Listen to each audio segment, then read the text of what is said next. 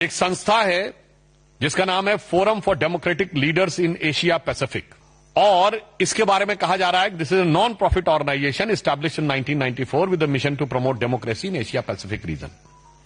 अब इसमें 4 लोग सह अध्यक्ष हैं, और उसमें एक श्रीमती सोनिया गांधी जी भी हैं। जो लोग हैं उसमें फिलीपींस की कैरेजोन एक्विनो है, जो फॉर्मर प्रेसिडेंट ऑफ फिलीपींस हैं, कियाम डेन जूंग है जो कि प्रेसिडेंट हैं National Congress of New Politics के, ऑस्कर सांचेज हैं जो former president of Costa Rica हैं, और Sonia Gandhi ji in the capacity of chairperson of the Rajiv Gandhi foundation.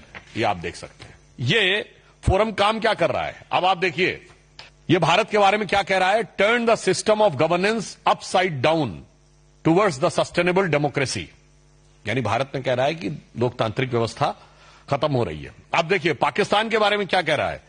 Islam means justice and justice means right. An interview with the cricketer legend and fiery social political activist Imran Khan. अब देखिए साहब कश्मीर के बारे में क्या कह रहा है। Prospects for peace justice and independence in Kashmir, और इंटरव्यू किसका है, interview with lieutenant general retired Nishan Ahmed, director institute of regional studies Islamabad Pakistan. Bharat में डेमोक्रेसी खत्म हो रही है और कश्मीर में जस्टिस होना चाहिए, उसके लिए पाकिस्तान के थिंक टैंक का इंटरव्यू है। अब आप इसका रहस्य समझिए। वेबसाइट पे प्राप्त जानकारी के अनुसार financial support by contribution from Soros Foundation. अब the dots seems to be connected, and mister George Soros is the same person which has openly pledged that he has put up $1 billion to destabilize the Modi government। बहुत साफ है कि धन कुबेर से धन का प्रवाह किस काम के लिए हो रहा है। आज तक भारत या विदेश के किसी भी धनी व्यक्ति ने ओपनली पॉलिटिकल एजेंडा के लिए धन देने की वह घोषणा नहीं की है, और यह जॉर्ज सोरस ने किया है।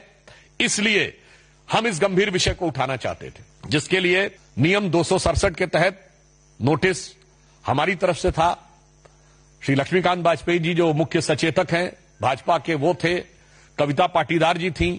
हमारी पार्टी के कई अन्य सांसद थे, और इसके साथ जदयू के राष्ट्रीय अध्यक्ष संजय झा जी ने भी नोटिस दिया था, और हमारे सहयोगी तमिलनाडु में जी के वासन जी, उन्होंने भी नोटिस दिया हुआ था। परंतु विपक्ष इसके ऊपर ईमानदारी से चर्चा नहीं चाहता है, और इसलिए वो अपनी इन कारगुजारियों को छुपाने का जितना भी प्रयास कर ले, आज हम साफ साफ विपक्ष और विशेषकर कांग्रेस पार्टी से पूछना चाहते हैं कि ये forum for democratic leaders of Asia Pacific से आपका क्या संबंध है, साफ साफ बताइए।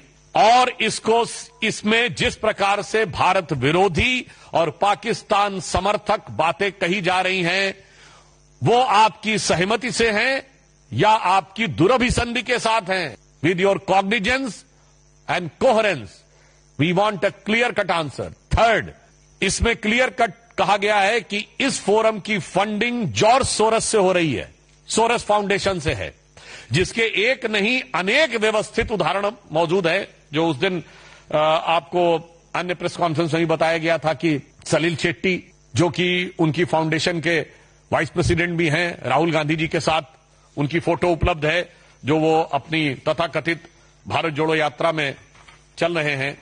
ये भारत की एकता और अखंडता के लिए खंड खंड करने वालों के स्वप्न को साकार करने का यह प्रयास हो रहा है। हम इसलिए बहुत साफ पूछना चाहते हैं, इसमें श्रीमती सोनिया गांधी जी का सीधे सीधे नाम है, जो कांग्रेस की वरिष्ठतम नेता हैं। भारतीय जनता पार्टी का स्पष्ट रूप से मानना है कि जो कुछ घटनाएं जॉर्ज सोरस, उनका ऑर्गेनाइजेशन और उनसे जुड़े हुए विदेशी संस्थान कर रहे हैं, वो भारत में अस्थिरता पैदा करने की एक देशद्रोह के समकक्ष साजिश है। अगर ऐसे लोगों के साथ आपका संबंध है तो मैं कांग्रेस के शीर्ष नेतृत्व से पूछना चाहता हूं, क्या आपका शीर्ष नेतृत्व देशद्रोहियों के साथ है?